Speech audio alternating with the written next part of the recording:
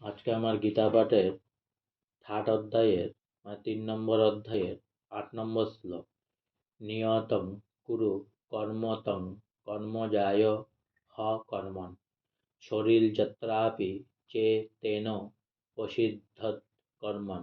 নিয়তম মানে শাস্ত্রোক্ত, কুরু মানে কর, কর্ম মানে কর্ম, তম মানে তুমি, কর্ম মানে কাজ, যাই মানে স্নেহ, হি মানে অবশ্যই, অকর্মণ মানে কর্মত্যাগ অপেক্ষা, শরীর যাত্রা মানে দেহ ধারণ, অপি মানে এমনকি, চ মানে ও, তে মানে তোমার, ন মানে না, প্রসিদ্ধেত মানে সিদ্ধ হয়, অকর্মণ মানে কর্ম না করে। অনুবাদ: তুমি শাস্ত্রোক্ত কর্মের অনুষ্ঠান করো, কেননা কর্ম ত্যাগ থেকে কর্মের অনুষ্ঠান শ্রেয়।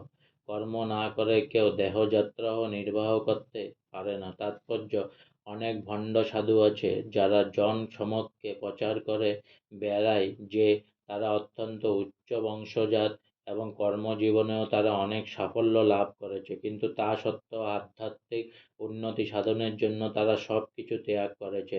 ভগবান শ্রীকৃষ্ণ অর্জুনকে এইরকম ভণ্ড সাধু হতে নির্দেশ করেছিলেন। পক্ষান্তরে তিনি তাকে শাস্ত্র নির্ধারিত ক্ষত্রিয় ধর্ম পালন করতে উপদেশ দিয়েছিলেন। অর্জুন ছিলেন গৃহস্থ ও সেনাপতি, তাই শাস্ত্র নির্ধারিত গৃহস্থ ক্ষত্রিয়ের ধর্ম পালন করা ছিল তার কর্তব্য। এ ধর্ম পালন করার ফলে জড় বন্ধনে আবদ্ধ মানুষের হৃদয় পবিত্র হয় এবং ফলে সে জড় কুলস থেকে মুক্ত হয়। তথাকথিত ত্যাগীরা যারা দেহ প্রতিপালন করবার জন্য ত্যাগের অভিনয় করে, ভগবান তাদের কোনো রকম স্বীকৃতি দেননি, শাস্ত্রেও তাদের স্বীকৃতি দেওয়া হয়নি। এমনকি দেহ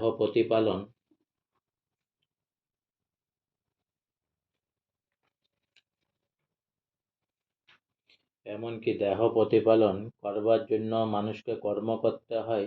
তার জড় জাগতিক প্রবৃত্তিগুলিকে শুদ্ধ না করে নিজের খেয়াল খুশি মতো কর্ম ত্যাগ করা উচিত নয়। এই জড় জগতে প্রত্যেকেরই অবশ্যই জড়া প্রকৃতির উপর কর্তৃত্ব করবার কুলসময় প্রবৃত্তি আছে, অর্থাৎ ইন্দ্রিয় তৃপ্তির বাসনা আছে। সে কুলসময় প্রবৃত্তিগুলিকে পরিশুদ্ধ করতে হবে শাস্ত্র নির্দেশিত উপায়ে।